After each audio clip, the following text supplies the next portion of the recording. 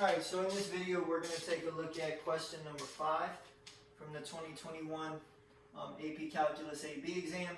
And we are given the following. We're told 2y squared minus 6 equals y times sine x. We're told y is greater than 0.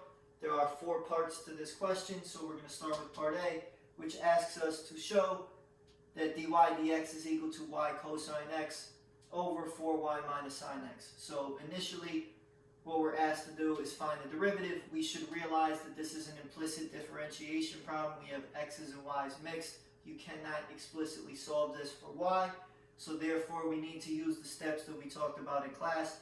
We said it's easiest to convert this, instead of using y's initially into f of x, take the derivative and then convert back into y's and dy dx. So in other words, what this process is going to look like is you're going to get 2 f of x squared minus 6 equals f of x sine x. And again, the reason for changing notation is so we don't forget to use the chain rule, because the most common mistake is students will forget when you're doing the derivative of y, there should be a dy dx term.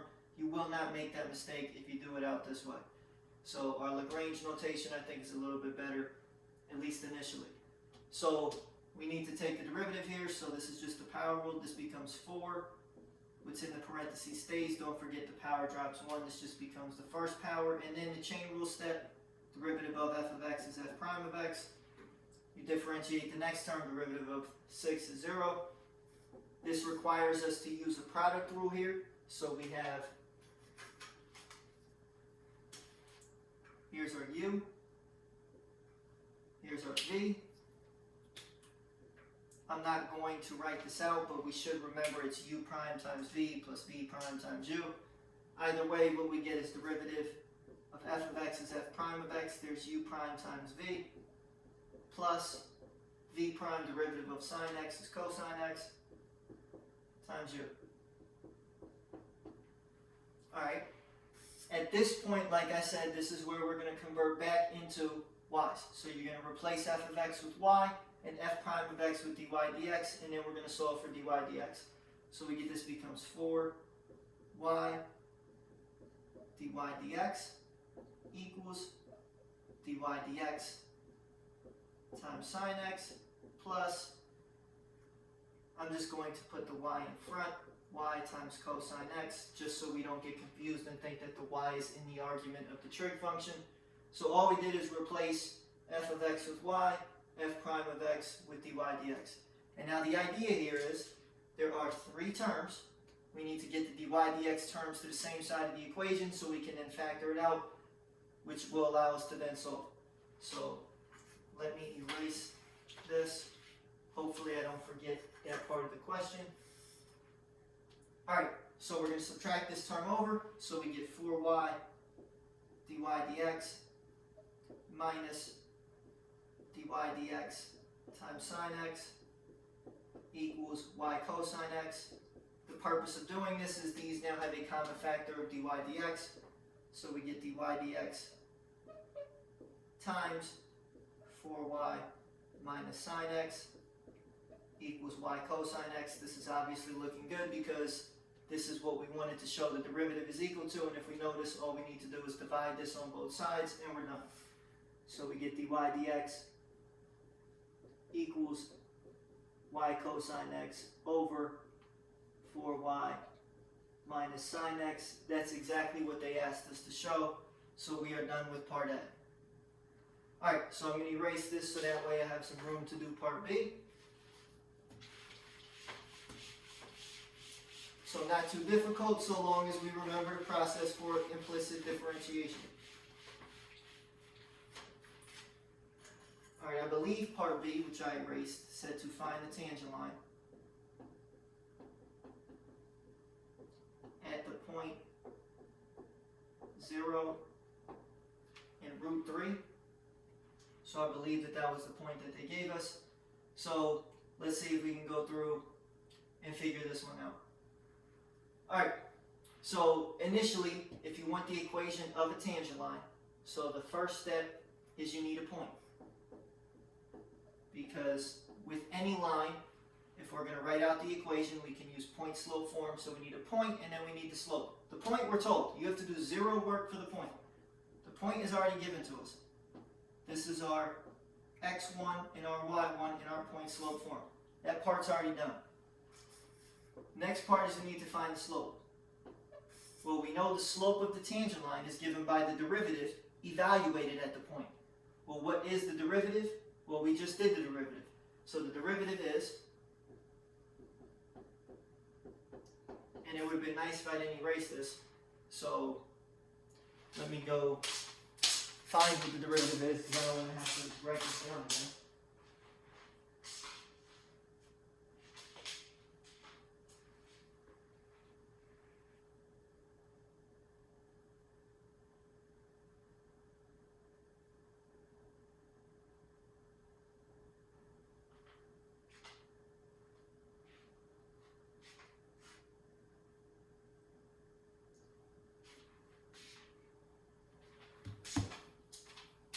Alright, so we had y cosine x over 4y minus sine x. And again, I didn't feel like doing the problem again since I just did it out.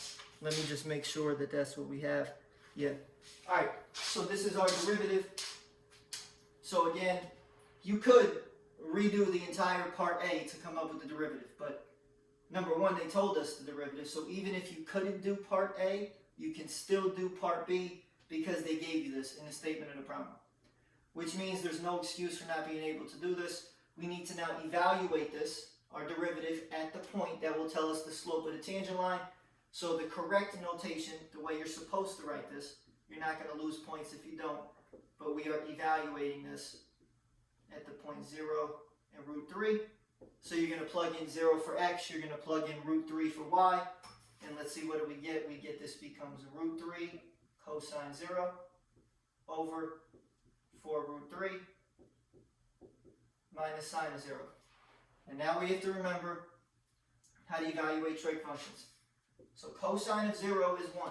So this becomes root 3 times 1, which is just root 3, over sine of 0 is 0.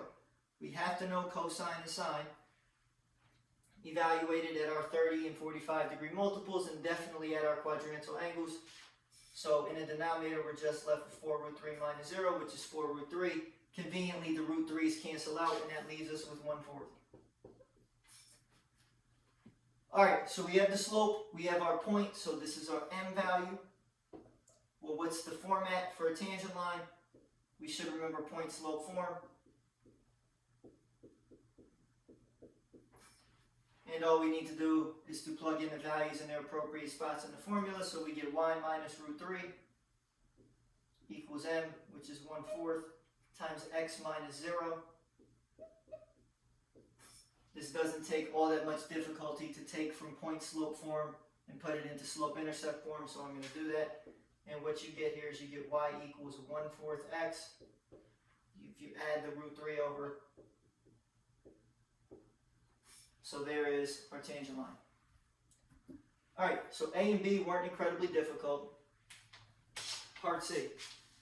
Part C says on this interval from 0 to pi, we want to find the coordinates of the point where the tangent line is horizontal. So I'm just going to erase this because I know that we're going to need a little bit more space here. So if the tangent line is horizontal, well, horizontal lines have slope of 0. And remember, the tangent line tells us the slope of the derivative. So this is telling us that our derivative, dy dx, is 0. That's what this statement means. We have to be able to understand that in order to answer the question. Well, here's our derivative. If it's going to be 0, that means the numerator needs to be 0. This is the second example already where we applied this idea of if we have a fraction and we are setting it equal to 0, it's 0 when the numerator is 0.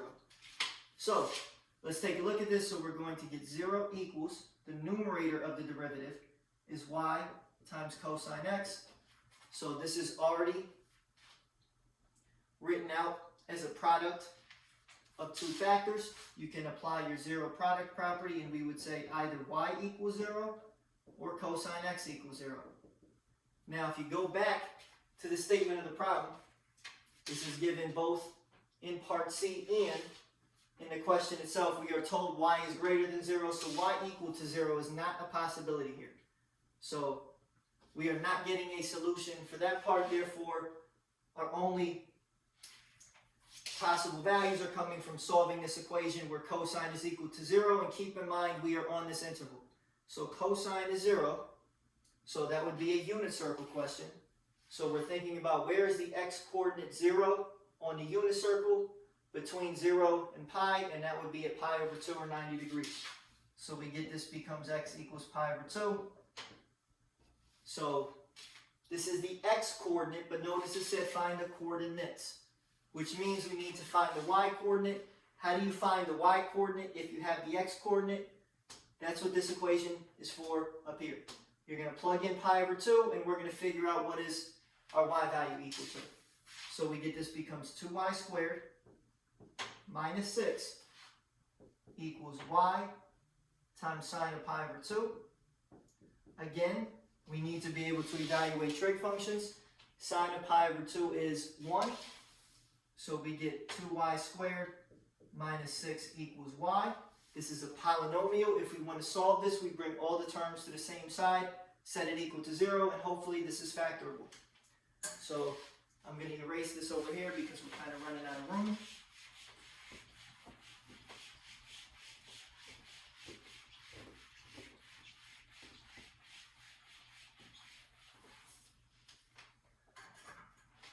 Alright, so if we come over here, we're going to get 2y squared minus y minus 6 equals 0. In order to factor this, you either need to use the AC method, or you need to just do this using some number sense. I mean, the first number is a prime, so it has to be something like this. If we're multiplying to negative 6, and we want a negative 1 here, then this should be a minus 2 and a plus 3. So this should be equal to 0. Again, we use the zero product property. Either this is 0, or we get this is 0. This one gives us negative 3 over 2, and we get 2. And now the question is, it said find the coordinates of the point, which indicates there's only one point. So we shouldn't have two different points here, which means one of these is wrong, and obviously, again, it comes back to what they told us in the problem. Y must be positive. Therefore, this is an extraneous solution. So the coordinates of the point are pi over 2 and 2. There's our answer for that one. Last part is part D. Part D asks us, is this point, pi over 2, 2, a relative max, a relative min, or neither? And when we determine relative maxes or relative mins, so those occur where we change sign in our derivative. Remember, it's where our function either goes from increasing to decreasing or decreasing to increasing. In either way, that translates to a sign change in the derivative. So this is where we make our sign chart, and we're going to look to see what do we get for our sign chart. And I again erase the derivative, which is unfortunate because I'm going to have to use that value in a second. So we're going to make our sign chart for dy dx. Here's our point, pi over 2, 2. And when we go to test values, because this is dependent on x and y, you actually need the coordinates of the point. So it's not good enough to just have an x value to test. You need to have the y value as well. So we were, if you recall, on the interval from 0 to pi. And we were looking to test these quantities in the derivative. So unfortunately, when we go to do this, we need to come up with some values to test. And the easiest thing to do is to just test the endpoints. So what is the point when x is 0? Well, you have two options here. Option 1 is you plug in 0 into this equation and solve it. Or option 2 is you think, well, we just actually did the point for 0 2 problems ago in part B. We found the tangent line to the point 0 root 3, which means the y value for 0 is root 3. So this was a beautifully choreographed question where you can actually then use this point for your sign chart. So we're going to test the sign at this location and determine is it positive or negative, and we're going to test. So here's our test point. And we also need to figure out what value are we going to test to the right of pi over 2 and 2 to determine what's the sign of the derivative. Is it positive, is it negative?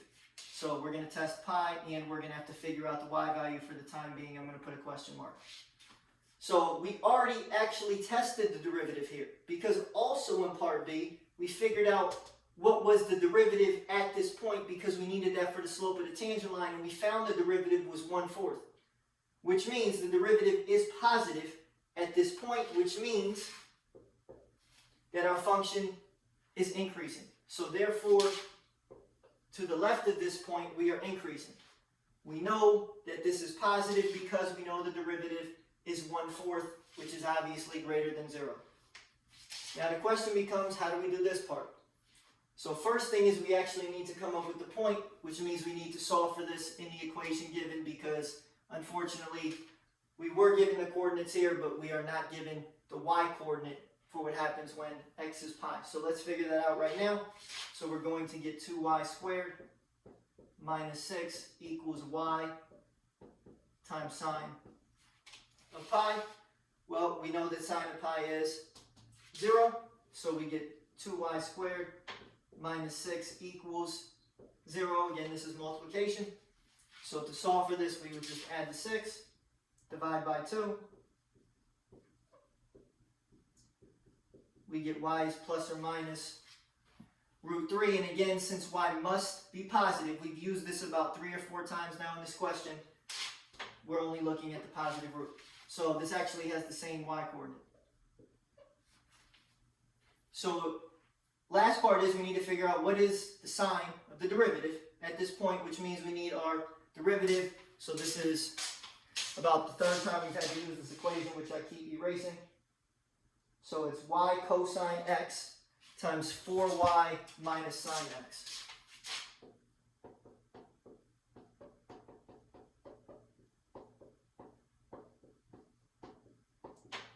And we need to evaluate it at this point.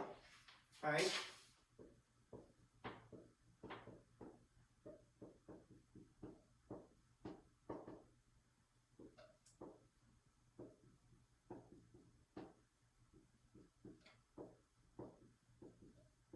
So again, this comes down to, do we remember how to evaluate trig functions? So cosine of pi is negative 1. So this becomes root 3 times negative 1, which is negative root 3. Sine of pi is 0. So we get this becomes 4 root 3 in the denominator, which gives us a negative 1/4. We don't really care about the number. The only thing we care about is the sign.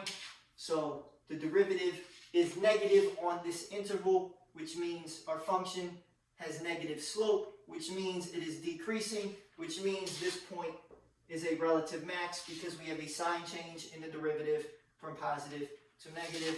So the answer is this is a relative max. Now you would have to write out what I just said. I am not going to write this out, but we would say that this point is a relative max because there is a sign change in the derivative from positive to negative at this point. That's all that you would say, and we would get full credit. So again, part D I think was a little bit more involved.